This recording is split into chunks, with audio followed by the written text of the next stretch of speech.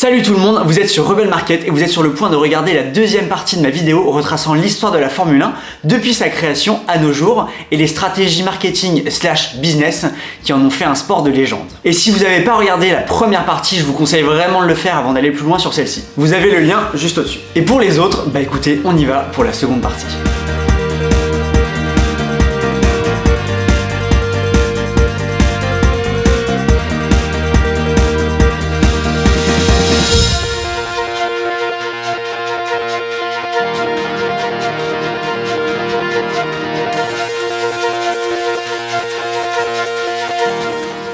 Petite remise en contexte, on est en 2017 et la Formule 1, dirigée depuis 40 ans par Bernie Ecclestone, bat tellement de l'aile qu'elle a perdu la moitié de son audience en moins de 10 ans, avec, vous l'imaginez, un impact énorme sur l'ensemble de ses revenus. La faute à un dirigeant déconnecté du public de l'époque. On se rappelle que pour lui, la seule cible marketing valable, c'est les vieux bonhommes de 70 balais pleins aux as. Et au sport en lui-même, qui renvoie une image très éloignée des valeurs de l'époque. C'est sexiste, polluant, bling bling et j'en passe. On est à un point où Bernie revend son bébé à Liberty Media, un groupe de médias américains, pour 8 milliards de dollars. Liberty s'empresse de virer Bernie et place à la tête de la nouvelle F1 Chase Carey, qui se retrouve missionné pour repositionner la Formule 1, non plus comme un sport, mais comme une marque mondiale de divertissement et avec, pour cible, les jeunes. Les jeunes qui, en 2017, sont encore complètement étrangers à la Formule 1. Mais sans un public jeune et renouvelé, c'est la mort du sport qui est annoncée. Et avec ce cas pratique grandeur nature, vous allez vite comprendre qu'un service marketing, ça sert quand même à quelque chose dans une entreprise. Avant d'aller plus loin sur la F1, on va se parler stratégie avec une technique bien précise, l'inbound marketing. L'inbound marketing, ça peut se définir comme la stratégie d'une marque ou d'une entreprise visant à créer du contenu ou des actions à forte valeur ajoutée pour la cible qu'elle souhaite faire venir à elle. Plus simplement, c'est de la séduction indirecte. Je sais ce que vous aimez, je sais ce que vous voulez, donc je vais m'habiller ou me comporter de sorte à capter votre regard et vous attirer vers moi. Cette stratégie, elle est née surtout avec le digital qui a permis en fait de sortir de la logique de médias et de publicité de masse comme la télé, la radio ou l'affichage et qui rentrent eux plutôt à l'inverse dans de l'outbound marketing. Dans le cas de l'outbound, on est dans une relation très verticale où une marque va matraquer un public large avec des messages et des contenus peu différenciés et très génériques. Typiquement, une pub télé qui s'adresse à la masse ou des flyers distribués dans toutes les boîtes aux lettres d'une ville, quels que soient les destinataires, et qui dans l'immense majorité des cas la jetteront à la poubelle car elle n'aura pas été pensée pour eux. Si on revient sur la métaphore de la séduction, là c'est un peu le mec bourré en fin de soirée qui va voir toutes les nanas restantes en leur gueulant aux oreilles toujours la même phrase d'approche. Bref, celui qu'on n'a pas trop envie d'être. Donc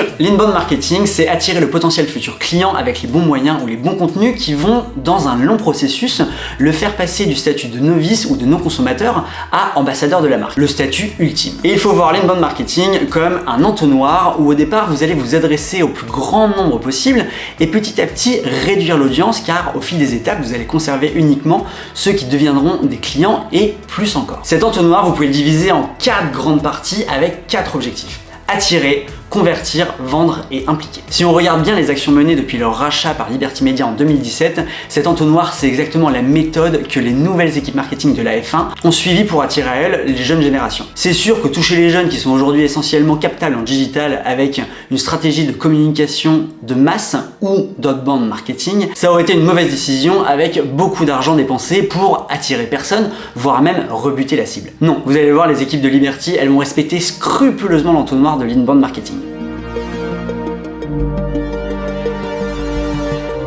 Donc, première phase, attirer sa cible. À ce stade-là, partez du principe que votre cible, elle sait à peine que vous existez et elle pense jamais à vous ou à ce que vous lui proposez. Et en plus de ça, elle est noyée dans une masse de plein d'autres gens qui vous intéressent pas plus que ça pour votre business. En gros, avant d'entrer dans l'entonnoir, la relation marque-prospect, elle se résume à 2 inconnus, l'une pour l'autre. Mais en tant que marketeur, vous savez quand même à quel type de personne vous souhaitez vous adresser. Donc pour générer de l'attirance, c'est à vous de créer le contenu le plus susceptible d'attirer l'œil de votre cible. Vous devez vous faire voir et attiser sa curiosité. Dès 2017, pour la F1, ça commence avec la création de contenu sur les réseaux sociaux où elle est au moins sûre de s'adresser directement aux jeunes. Les contenus doivent être viraux, générer du partage et des commentaires, bref, tout ce qu'on connaît sur les réseaux et les algorithmes. C'est la volonté très nette de Chase Carey, le patron de la F1, de prendre le contre-pied de ce qui avait été fait sous l'ère de Bernie. Le championnat doit s'exposer et raconter une histoire. Et c'est là vraiment l'avantage du digital. On a le temps de raconter quelque chose sans devoir respecter des timings imposés par les programmes télé, les coupures pub et ainsi de suite. Et en plus, ça va permettre à la F1 d'ouvrir ses portes et surtout ses coulisses aux jeunes générations,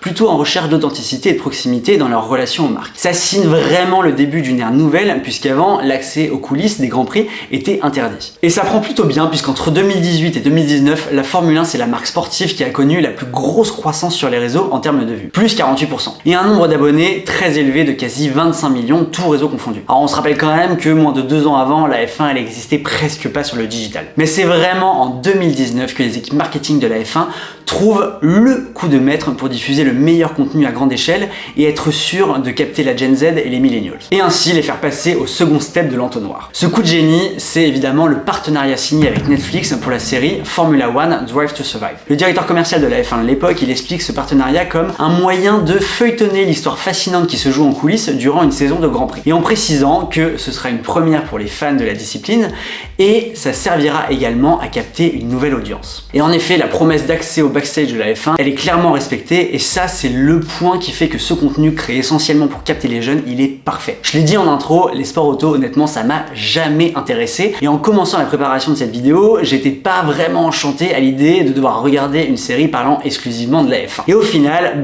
je suis devenu assez accro à la série et j'ai très vite enchaîné les 7 saisons disponibles. Parce qu'en fait, quand vous regardez Drive to Survive, vous regardez surtout des histoires humaines à travers les pilotes, mais aussi tous ceux qui sont autour. D'abord les directeurs d'écurie qui ont une pression de dingue, puis les milliardaires qui investissent ou achètent leur propre écurie pour montrer leur puissance et ainsi de suite. Et bien sûr, quand même, la compétition. Pour savoir qui sera le premier, oui, mais en fait, c'est surtout les enjeux qui sont derrière qui sont prenants. L'argent, les sponsors, les carrières qui peuvent s'arrêter du jour au lendemain si les résultats sont pas bons, les tensions, même entre pilotes d'une même écurie qui peuvent se battre entre eux pour savoir qui sera la star de l'équipe. Et bien sûr, les accidents, parfois graves, qui prennent une autre dimension pour le spectateur, qui, au fil des épisodes, va créer un lien avec les pilotes. En gros, on a un peu l'impression de regarder une espèce de Game of Thrones, mais avec des voitures lancées à 300 à l'heure et surtout avec des vrais gens. Et si vous regardez la série, vous verrez que c'est vraiment tourné comme une télé-réalité, donc on voit les protagonistes dans leurs très bons moments comme dans leurs très mauvais. Même les moments où ils sont abrutis et agressifs avec les autres. Donc ça humanise vraiment la F1 et permet à tout le monde de s'identifier. Ce qui était essentiel pour Liberty puisqu'il faut impérativement faire vibrer un public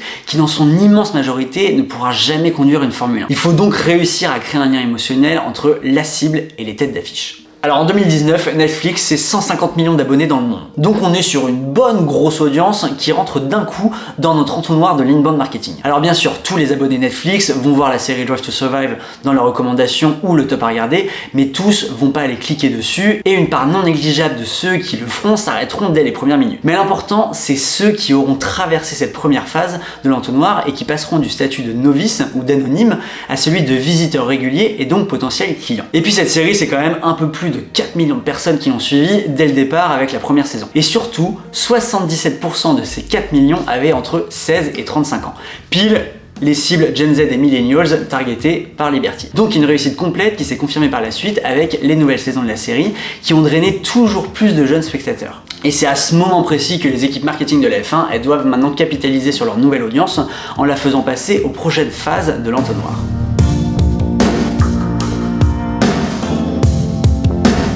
On passe donc aux deuxième et troisième phases, convertir et vendre. Ces étapes, elles sont cruciales puisque c'est là que vous allez commencer à voir le retour sur investissement. Toute l'étape 1 qui est d'attirer sa cible avec le bon contenu, c'est en fait que de l'argent et du temps dépensé. Et ça peut en prendre vraiment beaucoup. Les étapes 2 et 3, elles sont là pour transformer une audience passive, ici les spectateurs de la série Netflix ou les followers de la F1 sur les réseaux, en plein de petits clients pour votre marque ou votre produit. Donc, dans le cas de la F1, ça peut être des gens qui vont prendre des billets pour assister à un Grand Prix, mais aussi les gens qui vont prendre des abonnements payants aux chaînes qui diffusent la F1 ou qui vont être de plus en plus nombreux à la regarder sur des chaînes gratuites. Et tout ça, ça veut dire hausse de l'audience, donc des droits de diffusion négociés par la F1 avec les chaînes. Bref, ça c'est les enjeux business. Mais comment on fait pour qu'un visiteur se transforme en client ? Eh bien, il faut travailler sa considération envers la marque. En d'autres termes, que votre visiteur se mette à envisager lui-même d'allouer une partie de son budget à ce que vous lui proposez, plutôt qu'à une autre offre, qu'elle soit concurrente directe ou non. Typiquement, comment pousser un jeune étudiant fauché à s'abonner à Canal+ pour la F1, plutôt qu'à une plateforme de streaming comme Disney+ ou Prime. Ou plus engageant encore, comment le pousser à débourser plus de 1 000 € pour aller assister à un Grand Prix de F1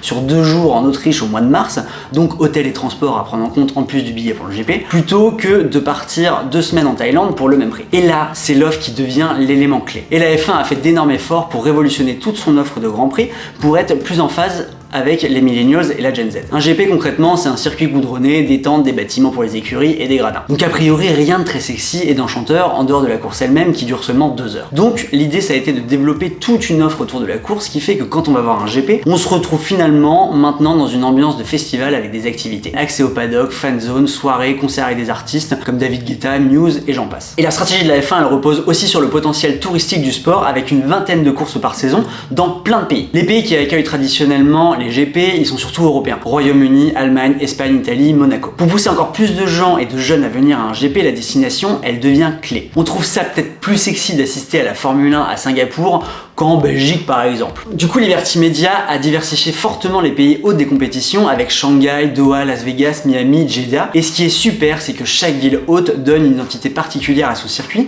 ce qui permet de créer un spectacle différent et de jamais trop lasser. Un GP à Monaco en pleine journée avec les yachts le long du circuit ne ressemble pas à celui de Singapour qui se déroule en pleine nuit dans la ville avec les lumières et l'architecture ultra moderne. Et pas non plus à celui d'Autriche en plein milieu des montagnes. Chaque GP devient une scène avec un décor bien particulier. Et toujours plus de pays ou de villes à accueillir, c'est forcément un public qui grossit et s'internationalise. Double effet avec la série Netflix regardée partout dans le monde. Donc toujours plus de spectateurs ou d'abonnés télé. Un cercle très vertueux à condition que la Formule 1 ne lâche jamais ses jeunes spectateurs et consommateurs récemment acquis et qu'elle s'assure qu'ils reviennent constamment à son offre. On entre donc dans la 4e et dernière phase de la stratégie d'inbound marketing de Liberty Media. Année 2020, le Covid frappe de plein fouet le monde du sport et la F1 n'échappe pas à la règle. Beaucoup de grands prix sont annulés.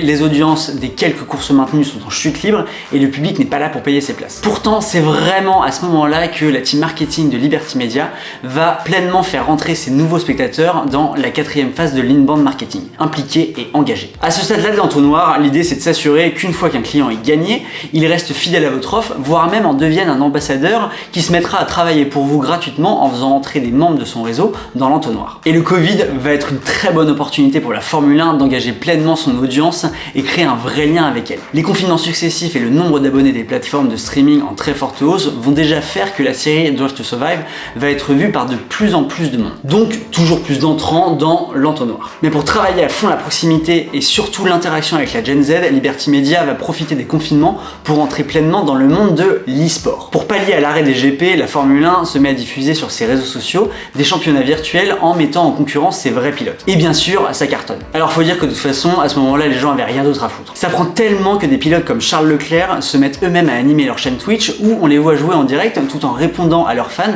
via le chat. Là, on est quand même à la pointe de l'interaction et de l'engagement d'une audience. On peut dire que la F1 a réussi en quelques années à faire de la Gen Z et des millennials non plus des novices de la Formule 1, mais des vrais ambassadeurs qui vont répandre la bonne parole dans le monde. Des ambassadeurs comme mes collègues qui me parlent de la F1 en me disant que c'est un super sport et que je devrais regarder la série Netflix. Ou moi-même qui finis par vous faire une vidéo sur la F1 alors que j'ai aucune passion pour les voitures. Et à bien plus grande échelle, en France, la consécration pour la F1 lorsqu'elle trouve son plus grand ambassadeur avec Squeezie qui lance son tout premier GP Explorer en 2022. Avec bien sûr, là encore, une audience hyper jeune exposée pour la première fois au sport automobile.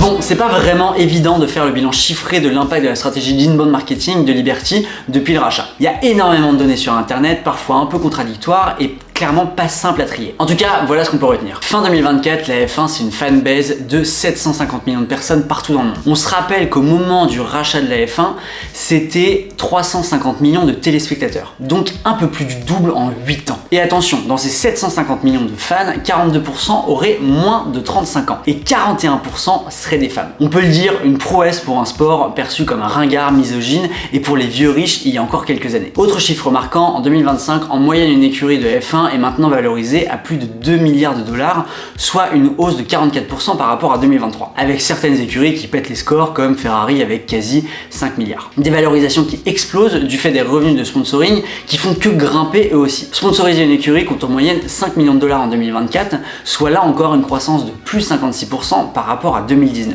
Et oui, la hausse des audiences TV, mais surtout l'exposition sur les réseaux de la F1 auprès des jeunes générations permettent clairement de faire grimper les prix. Pour la saison 2024, la F1 c'est 80 millions de messages générés autour des GP. Avec bien sûr une guerre entre pilotes et écuries pour engager au max leur audience et leur communauté et être dans le top des mentions pour accroître leur visibilité et donc celle de leurs sponsors. Autre fait marquant pour 2024, après les JO de Paris, LVMH vient d'annoncer un partenariat mondial avec la F1 pour une durée de 10 ans et un contrat annuel de sponsoring d'environ 100 millions de dollars. Et ce qui intéresse surtout LVMH, c'est l'expansion de la F1 aux États-Unis et dans les pays émergents, et évidemment son nouveau public, maintenant très jeune. Et enfin, Liberty, qui avait racheté la F1 à Bernie Ecclestone pour 8 milliards de dollars, se retrouve maintenant propriétaire du plus grand empire sportif au monde selon Forbes, évalué à 18 milliards de dollars. C'est donc plus qu'un x2 sur leur mise de départ, tout ça grâce à une stratégie marketing hyper précise. Alors perso, je trouve que là, on est vraiment face à un cas qui devrait être étudié en école pour comprendre comment conquérir une cible à l'ère du digital. Je pense qu'on peut se le dire, le succès de Liberty Media, il est clairement indéniable. Mais pour garder la F1 au niveau où elle est aujourd'hui, va quand même falloir redoubler d'efforts et d'inventivité. L'entonnoir de l'inbound marketing, il faut en fait le comprendre comme une machine où on fait rentrer beaucoup de gens par le haut et dans lequel on va aller jeter de l'attention avec le bon contenu, mais qui malgré tout fuit de partout et à chaque étape du processus. En fait, entre le haut et le bas de l'entonnoir, la plupart des gens, ils s'échappent. Soit parce qu'ils ont été attirés par une autre offre, soit tout simplement parce qu'ils se sont lassés de votre proposition. Ce qui fait qu'à la fin, en fait, il vous reste pas tant de monde que ça pour faire vivre votre business. Donc il faut tout le temps se réinventer avec de nouvelles strates pour recréer plein de petits entonnoirs et faire rentrer de nouvelles personnes dedans. Donc un effort constant à réaliser pour les équipes marketing. Et puis enfin, une stratégie qui repose sur les réseaux sociaux et sur une audience aussi volatile que la Gen Z ou les millennials, ça représente un vrai risque. La télé, ça permettait une maîtrise complète de la communication et de l'image qu'on souhaitait renvoyer. C'est aussi ce qui rendait les choses au moins authentiques avec un risque de lasser à la longue, mais au moins on avait une forme de sécurité à court moyen terme. Alors que les réseaux sociaux, ils sont par nature complètement incontrôlables et on n'est jamais à l'abri d'un scandale et d'un revirement complet de l'audience selon l'actu ou selon les variations de son lien émotionnel avec les écuries et les pilotes. Par exemple, c'est Red Bull qui en a fait les frais lors de l'annonce mal gérée du renvoi de son pilote Sergio Pérez qui avait une fanbase très large. En quelques heures, c'est pas moins de 200 000 abonnés qui ont quitté la page Insta de l'écurie pour lui faire payer sa décision. Imaginez l'impact sur les contrats de sponsoring de l'équipe Red Bull. Merci à tous de m'avoir suivi jusqu'au bout, j'espère que vous avez appris un max de trucs, non seulement sur le marketing, mais aussi sur la Formule 1, qui finalement gagne vraiment à être connue. Ouais, je fais mon rôle d'ambassadeur jusqu'au bout. Et si vous avez aimé, likez, commentez et surtout abonnez-vous. Et à très bientôt.